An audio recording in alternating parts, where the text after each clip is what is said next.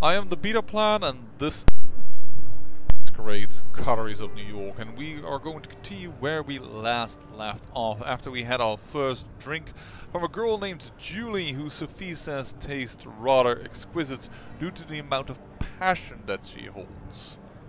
Hold on.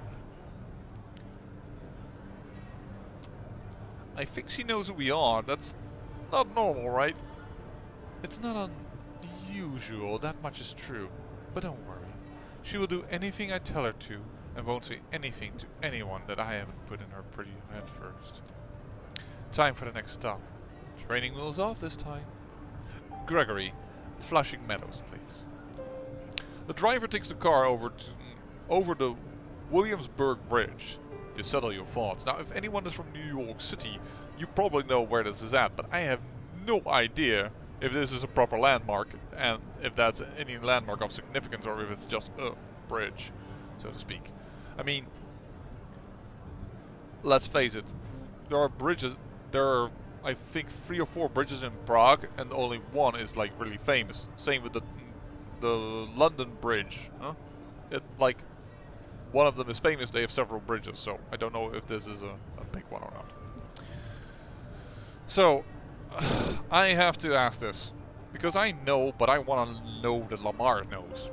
Those people back at the hole, they were all entranced. Even I was under your spell. What was that? She smiles with satisfaction. That old trick? Just blood doing my bidding. We all have our talents. Some of them come from the legacy we inherit from our sire. Others can be learned from experience. I can sway people or make them fear me. I see more of the world and in greater detail than some kindred. I can will my body to move with unparalleled precision and grace. More. These are the standard type of powers of a Toreador. All of these skills make me who I am. They also help me to hunt. How exactly do I use these talents? You will the blood to do your bidding. Many times you'll find you do these things intuitively, almost passively. But making an entire room focus their attention on you, that is tempting the beast. Always keep the masquerade in mind, however. It is all fine if you can disappear in plain sight or command animals with your mind, but save those overt talents for the right place and time. It only takes you half an hour to reach the park at this time of night. Both you and Sophie leave the car, with Gregory left behind again to find a parking spot and keep an eye on the car. Sophie seems deep in thought. She takes in the surroundings with a dreamy gaze. The sky is surprisingly clear tonight. The stars just barely visible in the light-polluted area of the city. Yeah, where I live in a very small village. You can see the stars if you want. You just walk. I just need to walk like 300 meters, so 100 feet, and I'm away from street lights. Give me triple that or double triple that, and I'm in a forest. It's a wonderful area to relax and stay around. I like these flies around the lantern, and this just soft swaying of the trees. This sparkly is a little too much for me, in the sense that this is not how a skyline looks. It's how we think a skyline looks. But if I focus here, I love this animated thing. Really, really makes it special to me. It's as in, I know other games do it, but it sets the right mood. I feel like having a snack myself. I'll be by the fountain. Go look for somebody to your liking. See what effects you can achieve with your blood. But only pick one victim. Just one. Then come back.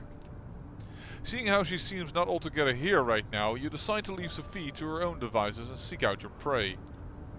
From here, it looks like you have a few choices. Just taking a stroll around the park and finding an isolated jogger or someone like them could work, but focusing on one area might work better. The New York State Pavilion might work as a secluded spot. There's a skate park nearby, and in worst case scenarios, there's bound to be some unfortunate wino around. Wino? Somebody that drank too much? Or maybe the tennis courts nearby? There's light coming from there, so somebody might still be playing a late night match. They won't be alone, but they might be tired and let their guard down. As these scenarios play out in your mind, you realize you're planning how to assault a stranger in the middle of the night. It's a weird way to be, but the now familiar hunger prompts you to act. I'm gonna go to the is it the Decrepit Pavilion? Really? Oh, come on, but I'm gonna go there. It feels more artistic. You make your way to one of the park's most well-known landmarks, the round skeleton of the New York State's Pavilion, which is with its two vaguely futuristic-looking towers. You don't get lucky with the skate park. It's not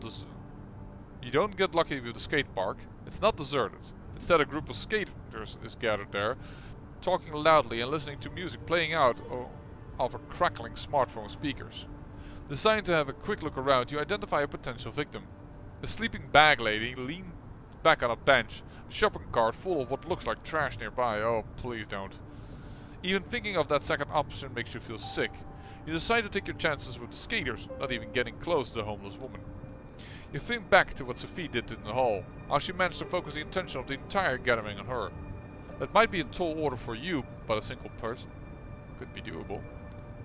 You single out a guy who's talking on his phone away from the gathering.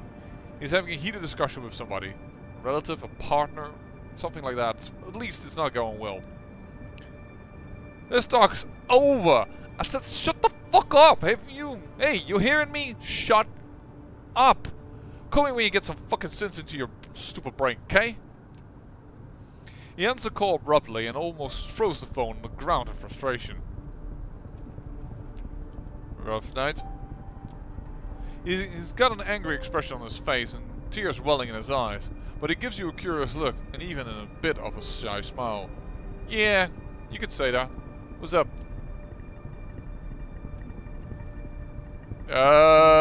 No?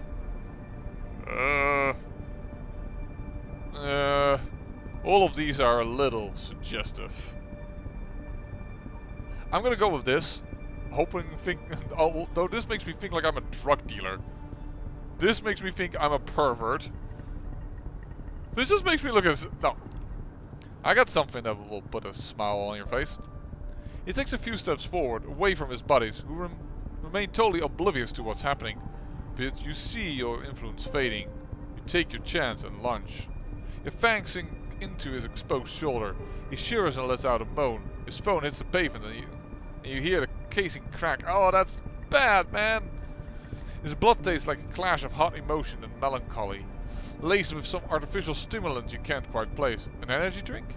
A recreational drug? It's a strange mix. You hardly have the chance to savor it, as the proximity of the skater friends makes you feel vulnerable. You hastily finish drinking and drag the guy over to the pavilion. The fact that he moaned and it fell on the ground and people still didn't hear? I mean, yeah, you have those people that play the music really loud over a phone in a very annoying way. I don't need to be in New York City to have noticed that. And yes, I've been to Amsterdam as well, come on. I'm not like some back town lazy bum. I just like sometimes the back lazy towns. Makes you feel more at ease than in the bustle of the city. At least for me. I know that's very from person to person. But, alright, when you turn around, you realize you're not alone. A hooded man is looking menacingly at you. What do you think bargaining in on my turf like this, lick? Lick? What did you call me, a lick? What's that supposed to mean? Don't be cute with me. I know what you are. Shove that masquerade bullshit up your ass. Better tell me who you're with before my posse shows up and we beat it out of you. I can see it also a little bit in the eyes, of course. Chill out. What's the Camarilla? I mean, I'm not gonna immediately say Sophie Langley, yeah? He does anything but chill out. He immediately tenses up, gives you an extremely nasty look, and bares his fangs. You're with the ivory tower, cunt, huh? Well, tonight's my lucky night. I'ma fuck you up and bring you to the Callahan. He'll have some fun breaking your shins. And maybe, by the end of it, I'll get to have a nice long sip. I wonder what you taste like, lick. Wait. Drinking for me is a bad way to get addicted. Normally. He does his best impression of Hannibal's Lecter in a nice Chianti shtick, but he's not intimidating as he thinks.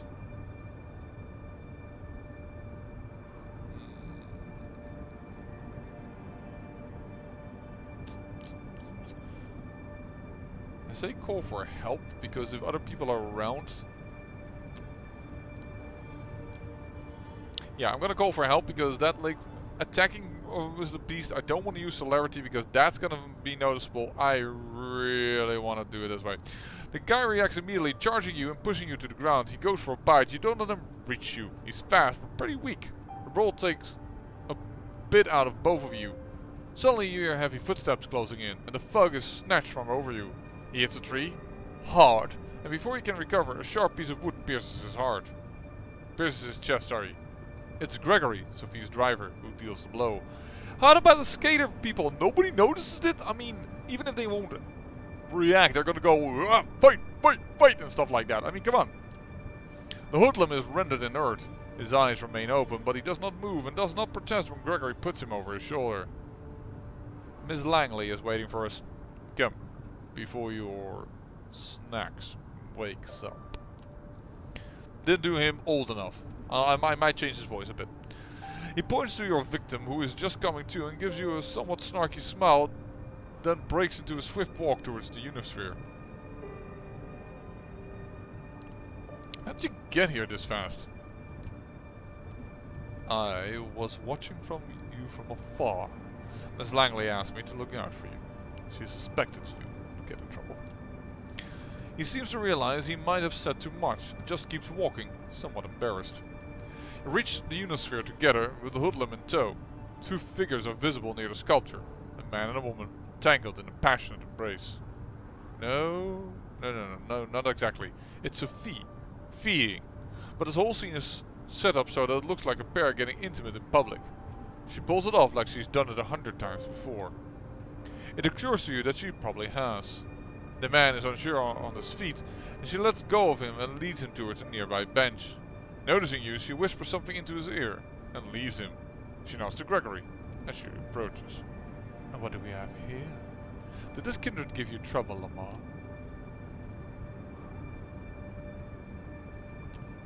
He said something about presenting me to somebody named Callahan? Ever heard of him? She looks shocked for a split second, then recovers her regular countenance. Yes, I have. This hoodlum is an Anarch, then? Curious. Corona Park has not been claimed by any kindred last I checked. Let's go to the car. We'll put him in the trunk and present him to Kadir tomorrow night. I'm sure he'll be delighted to make this unbound's acquaintance. Gregory carries the staked vampire and dumps him into the car's trunk like a mannequin. It's a strange sight, and you're quite happy that you're not in the poor fucker's shoes right now. On the other hand, also, don't want to be annoying, but doesn't nobody notice this? It's almost surprising that you can get away with just casually throwing a stiff into your car and driving away, but then you remember that Sophia's been doing this far longer than you have. Still, the nagging thought that anything you did tonight could have been recorded on CCTV camera, or picked up by a rando with a half-decent smartphone and streamed online, fills you with dread. Hunting and using your abilities is a dangerous business. It's clear that this whole being a vampire thing has about as many caveats as it has its perks. Yeah, that's why I shouted for help, didn't want to attack, didn't want to use celerity or whatever, not. You're taken out of your headspace by Sophie's voice. I will pick you up tomorrow night, same as tonight. I have some business to attend to at Elysium, and expect you to accompany me. Plus, our friend in the back needs to be properly introduced to Kadir and the Prince. I'm sure he'll have some interesting things to say to the court. Her voice is cold, cruel, and nothing like the enchanting personality. Oh, sorry. She's shown at the gallery earlier tonight. Sophie is clearly a woman of many faces.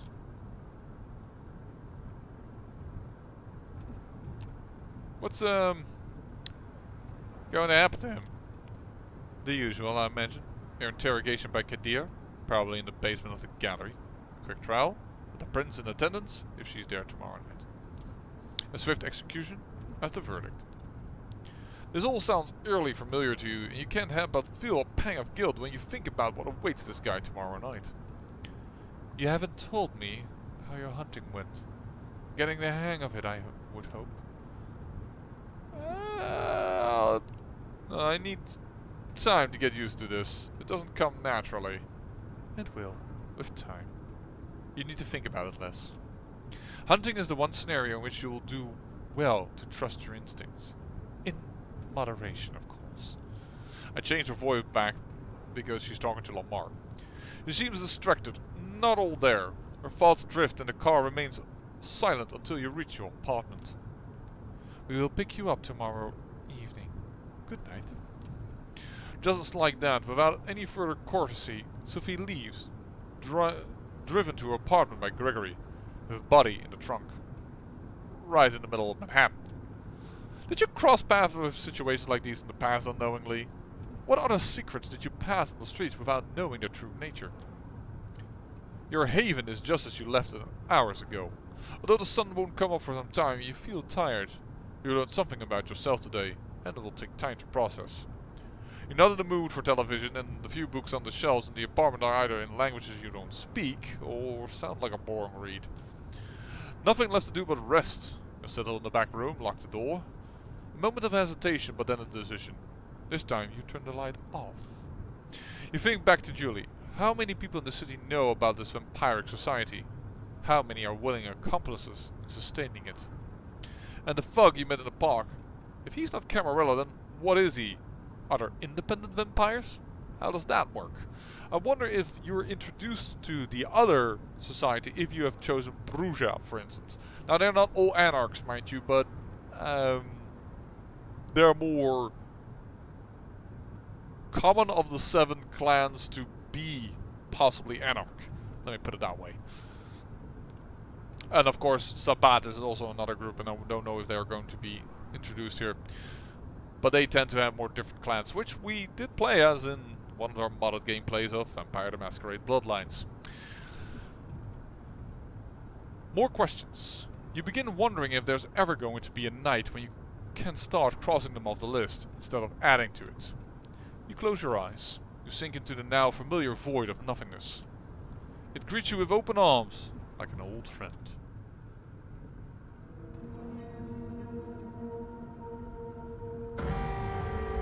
You open your eyes.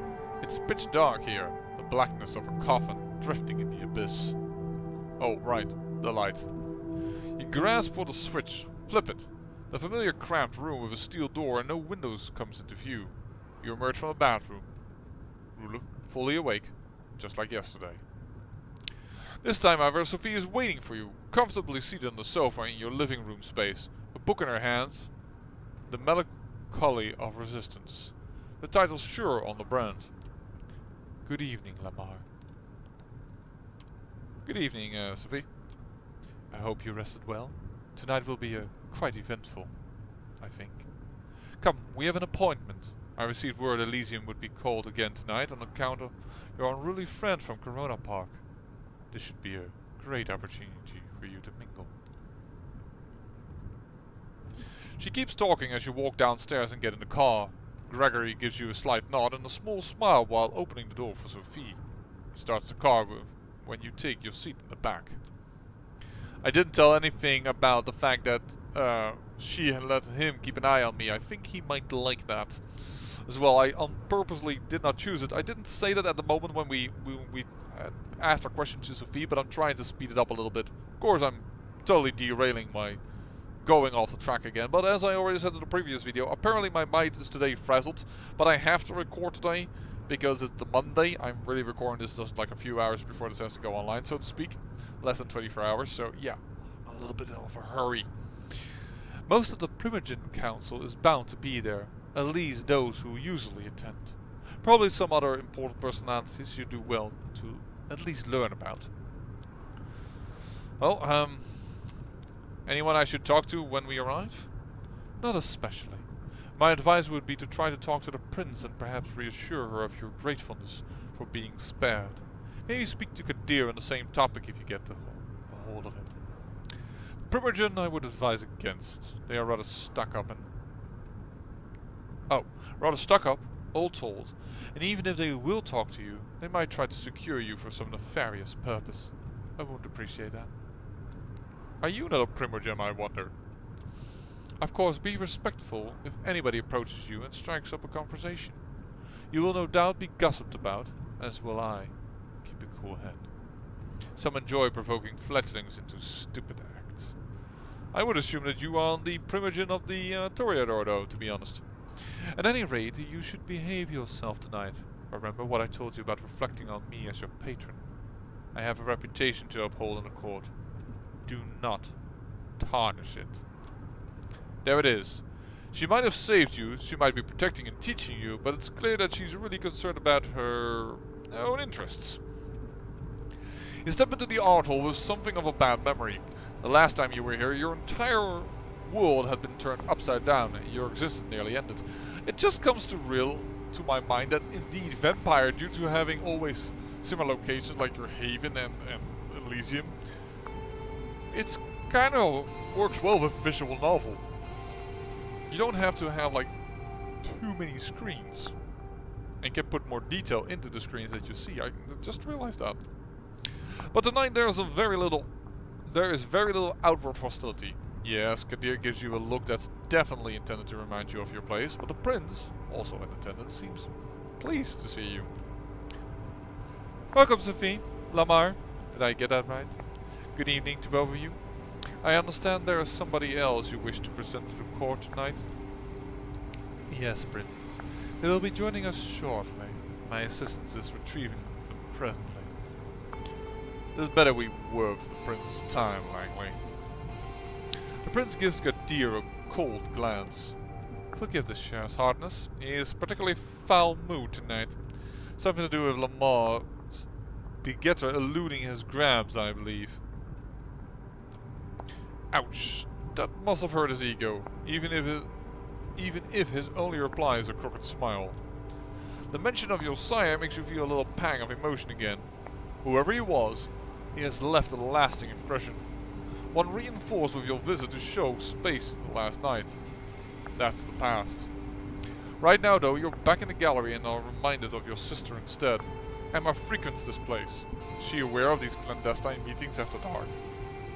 The flaring up of whispers in the gallery hall breaks you out of your thoughts. Gregory enters the room. A jumpsuit-clad, inert vampire still staked on his shoulder. The show's about to start. Sophie's driver places his charge in the middle of the room and nods respectfully to Kadir. The sheriff approaches the vampire and removes the stake from his chest. The captive's eyes flicker to life and he starts looking around in disbelief. Like a cornered animal, he backs out on all fours, keep going in circles until he's realized he's trapped. Kadir steps on the man's chest and pins him to the floor. Why? Who do we have here? Oh, fucker, shut up, come on, don't... Silence. The sheriff takes an aura of utter dread. He appears as if his primal force of nature that's out to get you, and there's absolutely nothing you can do but shrivel in terror. The beast inside you shrieks, and you could swear it happens in unison with the instincts of some of the other guests here tonight. It's unlike anything you've experienced in his company during your turbulent first night as a vampire. He really did go easy on you, all things considered. It seems like it takes all the hoodlum's willpower to not crawl into a fetal position and start crying. No, please, man, don't hurt me, man. Just don't. You and me are going to have a little talk downstairs at the prince's discretion. Please, go ahead, my sheriff. You heard the prince. Get up. Let's go. He doesn't wait for confirmation. He just grabs the man and drags him, kicking and screaming, out of the room. Conversations start all around you. Some whispered, some quite overt. Sophie looks somewhat bored of the whole affair, her eyes wandering from one art piece to an art piece, clearly finding nothing to her particular liking. So, what happens now? It will be at least some minutes before Kadir gets the information he seeks out of this fog. Why not mingle while we wait for him to break? Excuse me. Sophie leaves your side and goes to a corner of the gallery where a group of kindreds, some seemingly pretty old-fashioned, gathered. A conjurer offers you a drink, still warm. It smells nice. Just a sip to start you off, a splash over your palate, coating your tongue and the inside of your cheeks. Nourishment. You're left to your own devices. You have a quick look around. The prince is currently talking to a dark-skinned woman that you recall seeing here those few nights ago. She has a cold but notable countenance to her. Their conversation seems to be casual. A loud, shrill laugh turns your attention to the bespectacled man you saw with Sophie on the night of your judgment. He is making the rounds, chatting up different patrons. You feel somebody's eyes on you. A casually dressed, plain-looking man stands alone near a column watching you. He turns his gaze away sheepishly when he realizes you've noticed.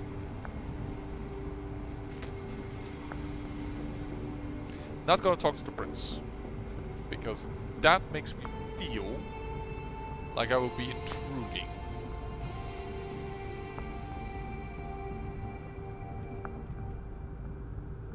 Not gonna chat up the man with the glasses, because he's probably not allowed to talk. There's something about this guy. It's not that he's staring at you, most everybody in the room has at one point or another. It's how he does it. He seems shy, maybe even afraid. It's hard to find a secluded spot in the gallery tonight, but this guy has an entire corner of the room all to himself. As you approach, he's standing alone with no glass in hand, a worried look on his face. So, care to tell me why it's so interesting about me that you've been looking at me since I came in? Sorry, didn't mean to pry. Just seeing how you're doing. You're still in one piece. That's good. I'm glad. My name's Lars.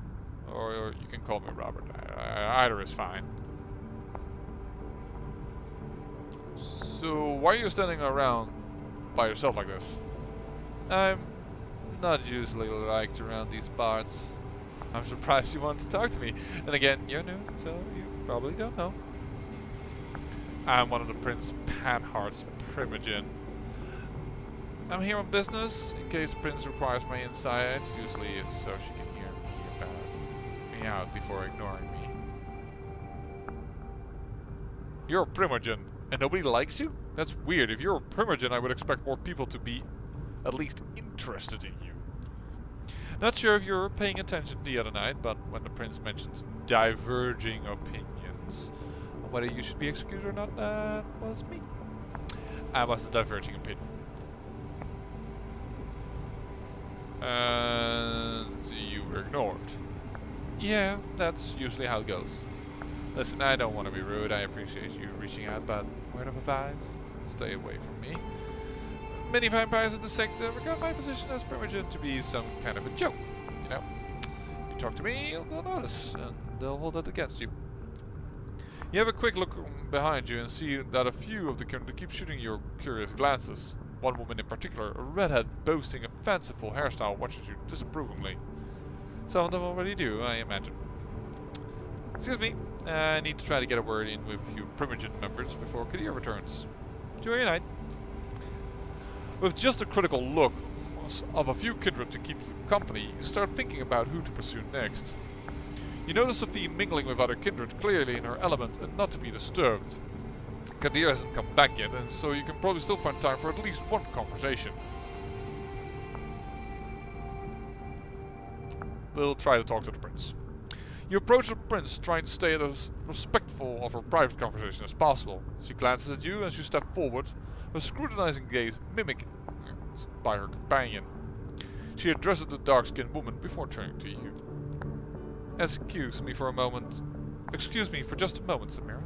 Yes, Lamar. What is it? I wish to thank you for sparing me, Prince. Sorry, I almost wanted to say life, but that's probably a bit weird. Anyways, I realize it wasn't an easy decision to make, and I want to express my sincere appreciation. You know, still like to be around. How thoughtful of you. She takes a long look at you before she continues. I didn't do it from the kindness of my unbeating heart. You are an asset to Miss Langley, to the Camarilla, and to me. I believe I made the right decision. Prove to me, and the other kindred in the city, that it was so, and it might be more to your future nights than just survival and servitude. The dark-skinned woman looks impatiently at you and catches the prince's attention. Forgive me. That's all the time I can spare right now. We have some things to discuss with Summerella still. Enjoy your night, Lamar. She speaks to herself in plural. She speaks to herself about... You know what I mean. Brain before right tonight. Just bow and leave. I mean, I could leave without a comment. Same to you does not sound quite right. She's went through. I think I will just take a bow and leave. We'll leave the two women into conversation, which they get back to almost immediately after Prince turns to Summerera. A loud exchange near the staircase grabs everybody's attention. Kadir is back and the hoodlum is with him. The sheriff pushes the other vampire inside the room. The vampire that threatened you last night is a mess. That stupid hat is still inexplicably on his head, covering some of his ruined face in welcome shadow. He's barely conscious. His shin is broken, you think. Something protruding there, making the pant leg bulge. One arm seems twisted at a strange angle. Very little blood, surprisingly, but clearly a whole lot of hurt. Well, Kadir, did our guest cooperate? Tell the prince your name. It's Howard. And who do you run with, Howard? The Midnighters? An Anarch coterie, my prince. Active for some time now, though from what this one told me. The name is about the only legacy the group has kept over the years. I see. Hey, Prince, I didn't mean it. No, I didn't. A loud crack makes some of the guests audible gasp as Kadir's slap dislocates the man's jaw. A spray of blood creates something like an abstract art piece on the floor. This one is guilty of threatening a member of the Camarilla and claiming a domain without the prince's approval. That alone will be enough to pass swift judgment. But he's also Anarch scum. My prince. There can be only one verdict. Final death.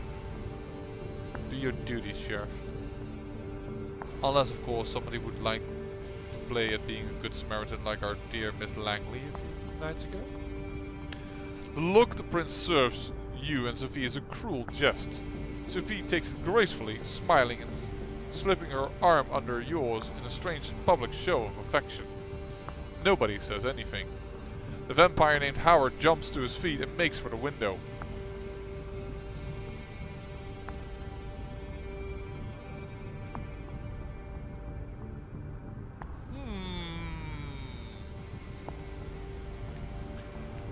The point is, I don't know if I'm going to be stepping on Kadir's toes here, but the mere thing that came to my mind is, this is where I can do it. I'm going to use celerity. In the split seconds you make your choice, focusing your blood, you dash forward and grab Howard by the back of his jumpsuit, pulling him away from the window. You expect some resistance, but find that you don't have to worry about it when a swift cut separates Howard's head from his body. You let go, and the headless corpse slumps to the ground. Kadir is standing between you and the window, his sword drawn, an ugly smile on his face. Well, Lamar, your eagerness is laudable, if unnecessary. That Howard fellow couldn't have hopped to his escape like a bunny. Hop. We couldn't have hoped to escape his fate. Not facing Kadir's expertise. That's what I meant. I knew this was going to be weird, but I shouldn't always take the right choice. It felt right to do this. However, I have made note of this show of loyalty on both your and your patron's accounts. I would like to thank Miss Langley for bringing this Anarch fuck to my and Kadir's attention. I assume all have found the verdict satisfactory. It's a theoretical question and everybody here knows it. Then I consider tonight's meeting concluded. Good night to all of you. She steps out of the room and you see that many of the guests move to do the same. Sophie seems to be conversing with somebody, a seriously looking man in a trench coat, pronounced properly, about what transpired. You probably have the time to strike up a conversation of your own too. Kadir al-Asmai is still here, for one, but clearly getting ready to leave. Larson is still moping around. The other man you noticed before Kadir brought the Anarch is still chatting with the remaining attendants.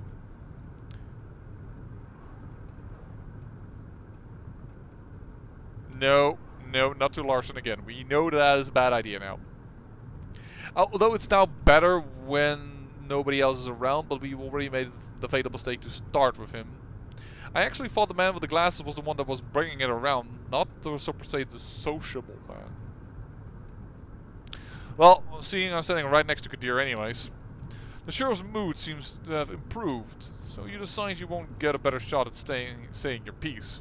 It's just cheating his soul as you approach him.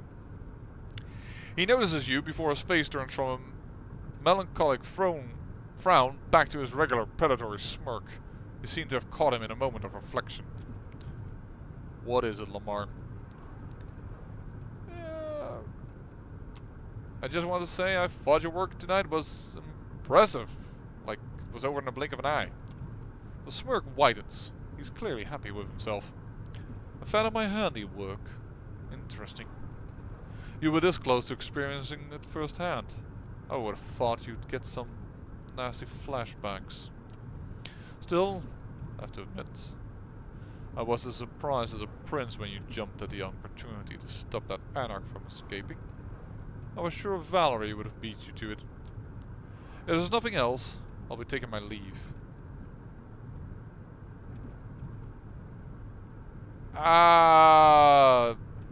Darn it, I wanted to thank him, but that's not an option. This is a bullshit question. This is also a bullshit question, so I'm just gonna go with this. I was wondering if you could tell me something about Sophie. Like, she talks a lot about the Camarilla and other things, but I barely know anything about her. Oh, I can tell you something about Sophie. Something she wouldn't want you to hear. Like the fact she's manipulative and vindictive. But then again, which of us kindred aren't?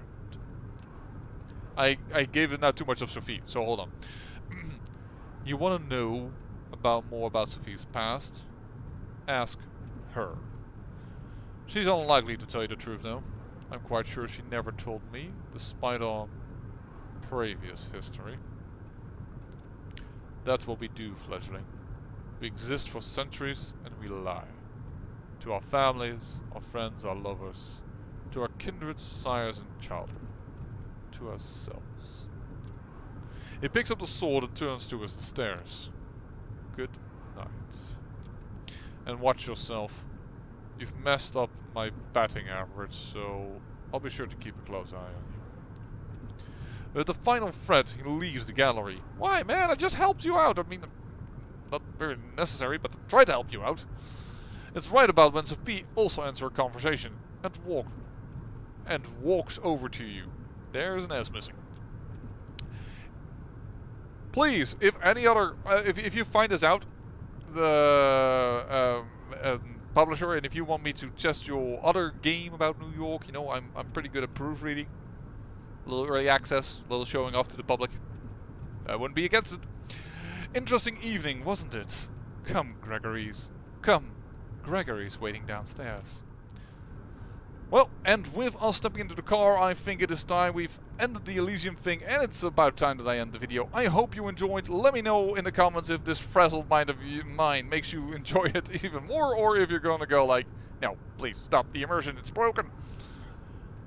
And if all you can do is stare, watch, and wonder at the beauty of it all, or the sweet melody of my voice, I guess you will stay as silent as a grave. Nonetheless, I say I thank you for watching, and remember, great peril